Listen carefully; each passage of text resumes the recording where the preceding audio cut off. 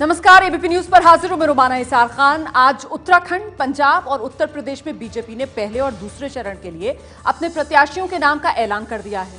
पिता से चुनाव चिन्ह की लड़ाई में अखिलेश यादव जीत गए हैं। ऐसी और भी बहुत सी खबरें विस्तार से दिन भर एबीपी न्यूज पर हम आपको दिखाते रहे हैं।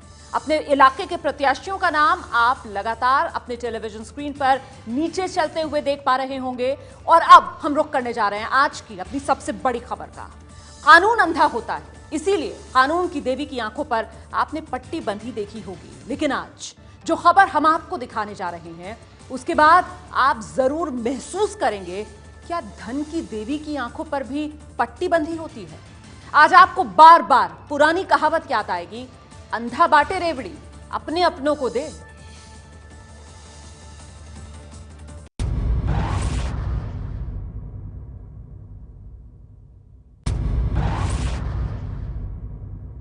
ये देखो, मैं आपको एक और चीज दिखाता हूं। ये मेरा पॉकेट फटा हुआ है।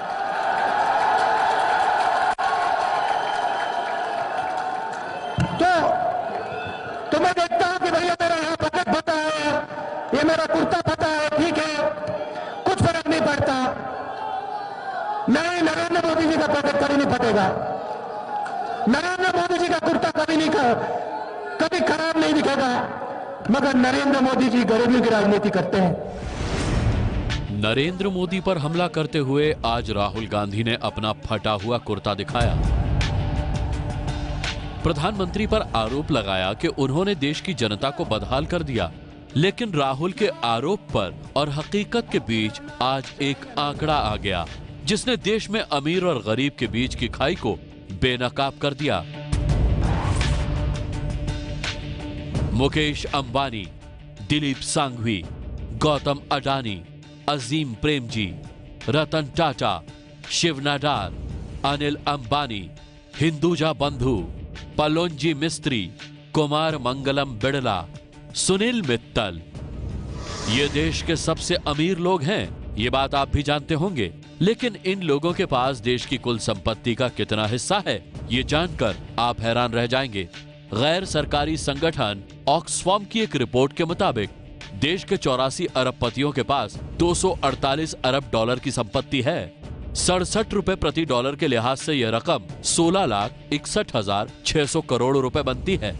वहीं देश में निचली 70% की आबादी के पास कुल मिलाकर 216 अरब डॉलर यानी 14,47,200 करोड़ की कुल संपत्ति है। यही नहीं, 57 अरबपतियों के पास देश की निचली 70% आबादी के बराबर की संपत्ति है।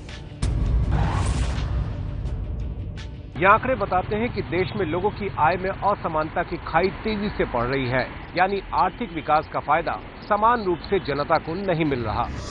अरबपतियों की सूची में मुकेश अंबानी 19.3 अरब डॉलर के साथ पहले स्थान पर हैं, जबकि 16.7 अरब डॉलर के साथ दिलीप सिंघवी दूसरे और 15 अरब डॉलर के साथ अजीम प्रेमजी तीसरे स्थान पर हैं। ये वो नाम हैं जो सालों से देश के अमीर लोगों की लिस्ट में आप देख रहे होंगे। लेकिन सवाल ये है कि इन्हीं लोगों पर घूम फिरकर पैसा क्यों आ जाता है? देश की आबादी के एक बड़े तबके से धन की देवी नाराज क्यों है? ये लिबरलाइजेशन शुरू हुआ पिछले 25 साल में। पहले 2 बिलियनर्स होते थे, डॉलर बिलियनर्स, अब 100 से भी ज्यादा हैं, और उनमें से 57 billionaires have as much wealth जितना 70% of the whole country's population. तो मतलब 57 लोगों के पास इतना है। पैसे को पैसा खींचता है या फिर पैसे से पैसा बनता है, ये सदियों पुरानी कहावत है जो भारत में आज भी 100% सच है। सवाल यह है कि धन की देवी को गरीब क्यों नहीं दिखते? आर्थिक गतिविधियों का फायदा गिने चुने लोगों को ही क्यों मिलता है? पहले पीरियड में ग्रोथ तो हुआ, पर वो ग्रोथ इस किस्म से हुआ कि जो लोग हैव्स हैं उनके हिस्से में वो ग्रोथ का ज्यादा हिस्सा गया और जो हैव नॉट्स हैं उनके हिस्से कम आया। एन इकोनॉमी फॉर द 99% शीर्षक से प्रकाशित ये रिपोर्ट ऐसे समय आई है जब स्विट्जरलैंड में दुनिया के 3000 अमीर लोग इकट्ठा होने वाले हैं। स्विट्जरलैंड के दावोस में वर्ल्ड इकोनॉमिक फोरम की सालाना बैठक दुनिया में बढ़ती असमानता पर चर्चा करेगी। तो अब सवाल यह है कि आखिर अमीर और गरीब का फर्क कब से आना शुरू हुआ? जब हमने इस बात की पड़ताल की तो पाया कि जिस उदारीकरण ने हमारे देश को दुनिया की सबसे तेजी से बढ़ती अर्थव्यवस्था बनाया, उसी उदारीकरण ने अमीर गरीब के बीच के फासले को बढ़ा दिया।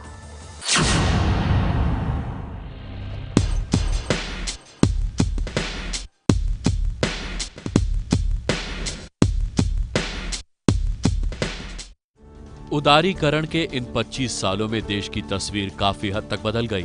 मेट्रो, चमचमाती गाड़ियां और गगनचुंबी इमारतों ने एक नए भारत को जन्म दिया, जिससे लोगों के जीने का अंदाज भी बदल गया। जीडीपी के साथ अमीरों की सूची में भी भारी इजाफा हुआ। नतीजा ये हुआ कि अमीर और गरीब के बीच का फासला बढ़ता गया। ऑक्सफैम की रिपोर्ट भी इसी तरफ इशारा करती है, जिसके मुताबिक अमीर और अमीर हो रहे हैं, जबकि गरीब और भी गरीब। बीते 2 दशक में भारत में अमीरों में अमीर 10% आबादी की आमदनी 15% की दर से भी ज्यादा बढ़ी, जबकि गरीबों में गरीब 10% की आमदनी 15% से भी ज्यादा घट गई। हम कहते थे 2 इंडियाज, जिसमें आधे लोगों के पास कुछ है, आधों के पास, अब आधा आधा नहीं रहा। अब इतना ज्यादा कंसंट्रेशन हो रहा है कि 1% और 99%। तो ये टॉप 1% के पास ऑलमोस्ट 58% पूरी कंट्री का वेल्थ है।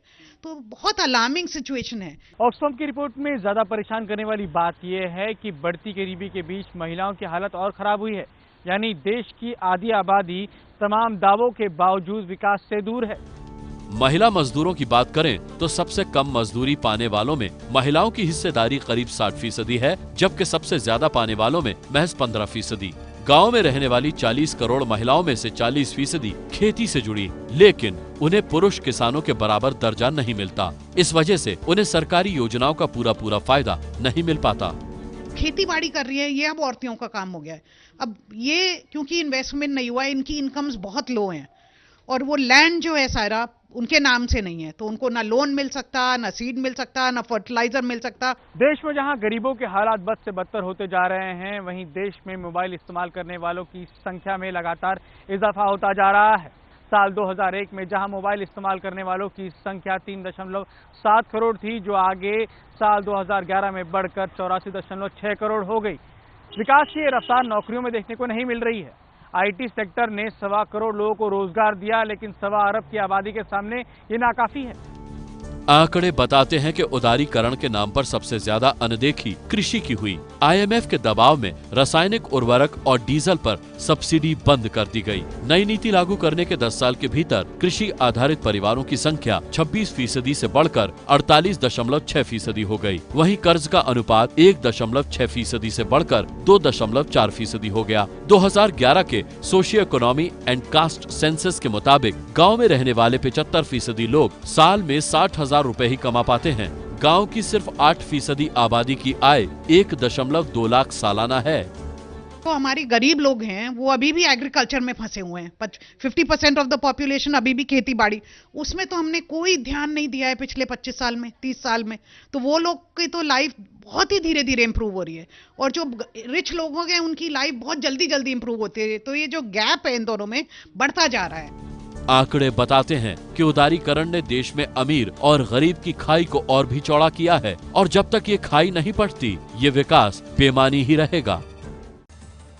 मशहूर इतिहासकार आर्नोल्ड टॉयनबी ने दुनिया की 20 से ज्यादा सभ्यताओं के पतन का अध्ययन किया। वो ये बताते हैं कि किसी सभ्यता के पतन के 3 चरण होते हैं। पहले चरण में देश के नेता जनता को गांधी जैसा नेतृत्व देने की जगह डंडे का नेतृत्व देने लगते हैं। दूसरे चरण में जनता नेता से खुद को अलग समझने लगती है। तीसरे और अंतिम चरण में गरीब और अमीर के बीच की जो खाई है वो चौड़ी होती जाती है, और नतीजा ये कि समाज विभाजित हो जाता है। तो देश में असमानता के आंकड़े तो आपने देख लिए, अब आपको इनकम टैक्स की असमानता के आंकड़े दिखाते हैं। साल 2014-2015 में सिर्फ 24.4 लाख लोगों ने माना कि उनकी सालाना आय 10 लाख रुपए से ज्यादा है। लेकिन आपको जानकर हैरानी होगी कि हर साल 25 लाख नई गाड़ियां बिकती हैं, जिसमें 35,000 लग्जरी गाड़ियां हैं। अंदाजा लगाना मुश्किल नहीं कि देश में एक बड़ा तबका टैक्स नहीं भरता है, और यही वजह है 125 करोड़ लोगों में से सिर्फ 3.65 करोड़ लोग आयकर रिटर्न भरते हैं। अब देखिए, गौर करने वाली बात यह है कि सिर्फ 1.5% लोग ही कुल आयकर की 57% राशि चुकाते हैं। यानी सैलरी क्लास का आदमी तो मेहनत से टैक्स भर रहा है और जो पहले से अमीर है वो टैक्स चुरा कर भी अपनी अमीरी बढ़ा रहा है। अब बात अगली खबर की। अब जरा सोचिए कि जब सिर्फ 57 लोगों के पास ही देश की 70% रकम जमा हो जाएगी तो आम आदमी के पास सिवाय अपने आप में हैप्पी रहने के क्या चारा बचेगा। ऐसे में सवाल है, क्या संपन्नता और सुख का कोई रिश्ता नहीं? क्या यह बात सच है कि पैसे से आप सब कुछ खरीद सकते हैं सिवाय सुख के? और क्या देश में एक अलग मंत्रालय खोल देने से जनता को सुख की प्राप्ति हो जाएगी? सर्वे भवन्तु सुखिनः, सर्वे सन्तु निरामयाः, सर्वे भद्राणि पश्यन्तु, मां कश्चित् दुख भाग भवेत्। सभी सुखी रहें, सभी रोगों से दूर रहें, सभी मंगलमय घटनाओं के साक्षी बने, किसी को दुख का भागी न बनना पड़े।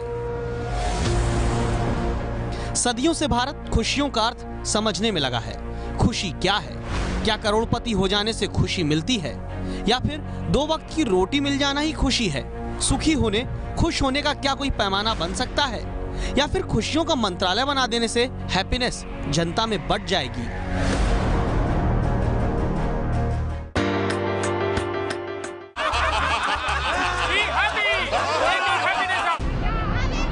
आखिर बात ही ऐसी है। मध्य प्रदेश में पतंग उड़ाते मुख्यमंत्री बहुत खुश हैं, क्योंकि मध्य प्रदेश देश का पहला राज्य है जहां खुशहाली का मंत्रालय तो पिछले साल खुला। इस साल खुशियां बांटने की मिनिस्ट्री ने काम करना शुरू किया। अब मध्य प्रदेश में हैप्पीनेस विभाग आनंद उत्सव मना रहा है। कपड़े बर्तन लोगों के लिए दान करके इस आनंद उत्सव की शुरुआत मुख्यमंत्री ने की है।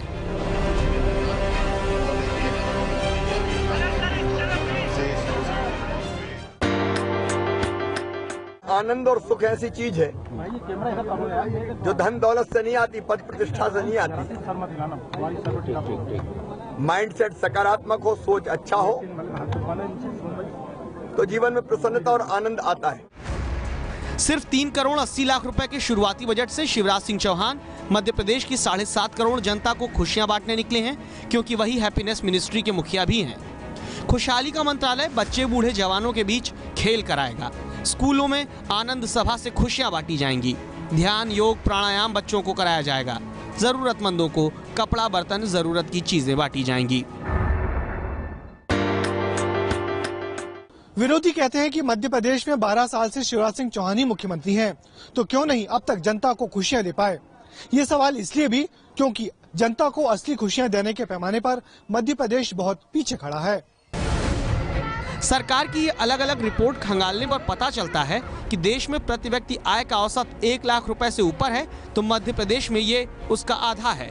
नेशनल क्राइम रिकॉर्ड ब्यूरो 2015 का आंकड़ा कहता है कि देश में बलात्कार की सबसे ज्यादा वारदात मध्य प्रदेश में हुई।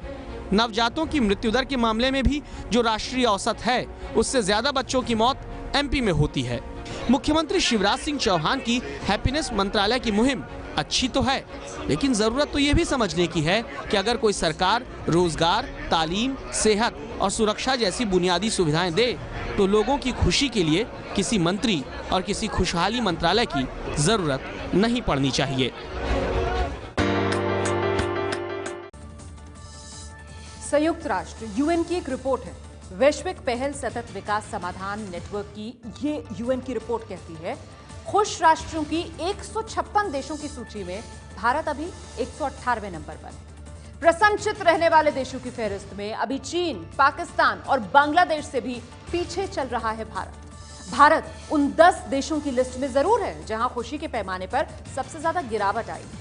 फिलहाल दुनिया का सबसे खुशहाल देश डेनमार्क माना गया है। तो सरकारों को यह समझना जरूरी है कि जनता की खुशियां अगर सिस्टम से ही मिलनी है तो उसकी बुनियादी जरूरतों को पहले पूरा करे। आपको जानकारी देने, जागरूक बनाने वाली खबरें हम आपको दिखा रहे हैं। उत्तर प्रदेश में आज मथुरा में बहुत बड़ा हादसा होने से बच गया, वरना देश के 40 नौनिहाल हमारे बीच ना होते।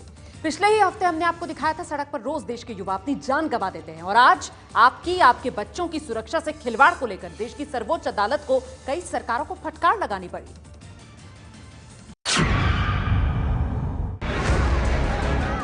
स्कूल में जिंदगी का नया पाठ सीखने जा रहे इन बच्चों का आज मौत से सामना हुआ। तुम्हारे कहाँ चोट आई है? कान मेरे भी कमर में लग गई है। कोई करिश्मा ही था जो इन बच्चों की जान बच गई, वरना आज देश को फिर अपने भविष्य को खोना पड़ता।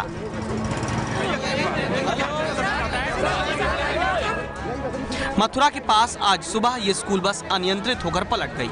40 बच्चे सवार थे उस वक्त। बच्चों को चोट आई, गनीमत रही किसी की जान को नुकसान नहीं हुआ। 2015 में जितने लोग देश में आतंकवाद के कारण नहीं मारे गए, उससे 204 गुना ज्यादा लोगों की मौत सड़क हादसे में हुई। आज मथुरा में हुए हादसे ने हमें फिर सबक सिखाया है, लेकिन लगता नहीं कि सिस्टम आपकी सुरक्षा को लेकर संजीदा हो रहा है। देश के 65% हादसों की वजह तेज रफ्तार होती है। इसलिए वर्ष 2015 में ट्रक, बस, डंपर और मिनी बस जैसे सभी तरह के परिवहन के वाहनों में स्पीड गवर्नर लगाने का निर्देश दिया गया था, जिसकी लिमिट 80 किलोमीटर प्रति घंटा तय की गई थी।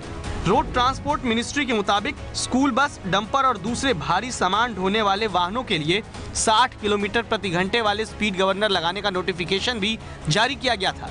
लेकिन देश के 10 राज्यों ने जनता से जुड़े इस नियम को लेकर अपना जवाब तक सुप्रीम कोर्ट में दाखिल नहीं किया।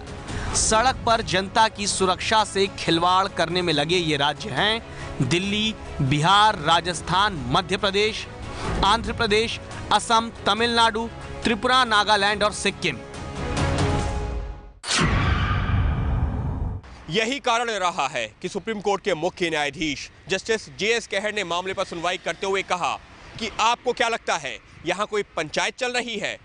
ऐसा नहीं है कि देश में सरकारें ही सिर्फ मौत की रफ्तार को लेकर मजाक कर रही हैं। देश की जनता भी खुद की जान से खिलवाड़ करने के मामले में पीछे नहीं है।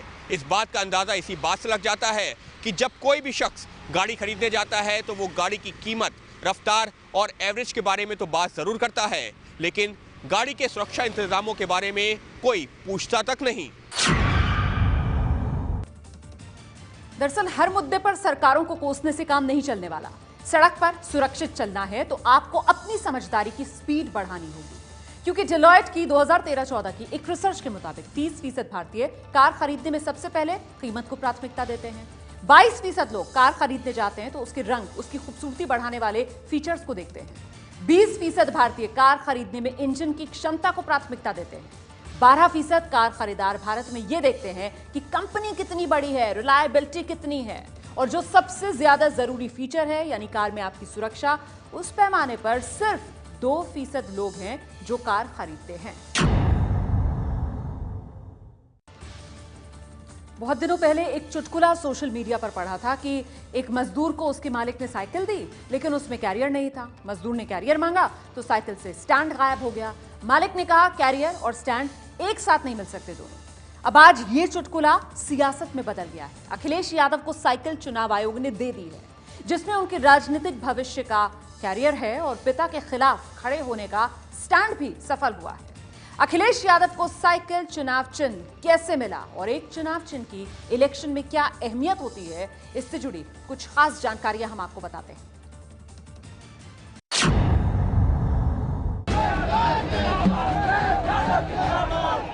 11 मार्च को उत्तर प्रदेश विधानसभा चुनाव के नतीजे आएंगे। उससे पहले आज ही अखिलेश यादव के समर्थकों ने आधी जीत की होली, आधी जीत की दिवाली मना ली, क्योंकि चुनाव आयोग ने आज साफ कर दिया साइकिल तो अखिलेश यादव की ही है।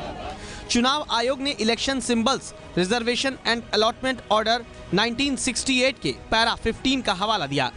ये पैरा 15 किसी मान्यता प्राप्त राजनीतिक दल से अलग हुए गुट या उसके बगावती गुट से जुड़ा है। ये नियम कहता है अगर चुनाव आयोग दोनों पक्षों की दलीलों से संतुष्ट हो जाता है तो वो या तो संबंधित दल के किसी एक गुट को मान्यता देता है या फिर दोनों को मान्यता नहीं देता। इस नियम के हिसाब से चुनाव आयोग ने अखिलेश गुट को मान्यता दी और साइकिल के सिंबल को फ्रीज नहीं किया, अखिलेश के नाम कर दिया। 95% लोग अखिलेश और समाजवादी पार्टी के पक्ष में थे, तो इस फैसले से हमारी पूरी पार्टी खुश है। अब हमें कोई संदेह नहीं है कि हम दोबारा सत्ता में आएंगे। शायद इस फैसले का अंदाजा मुलायम सिंह को सुबह हो गया था, तभी तो आज सुबह पार्टी मुख्यालय पहुंचे। मुलायम सिंह बेटे अखिलेश पर बरस रहे थे, कह रहे थे अखिलेश मेरी एक नहीं सुनता, चुनाव चिन्ह पर अब जो भी फैसला आए, असली लड़ाई तो चुनाव मैदान में होगी। अब चुनाव आयोग के फैसले के बाद मुलायम को तय करना है कि बेटे की पार्टी में मार्गदर्शक बनकर रहना है या मैदान में बेटे के खिलाफ उतरना है।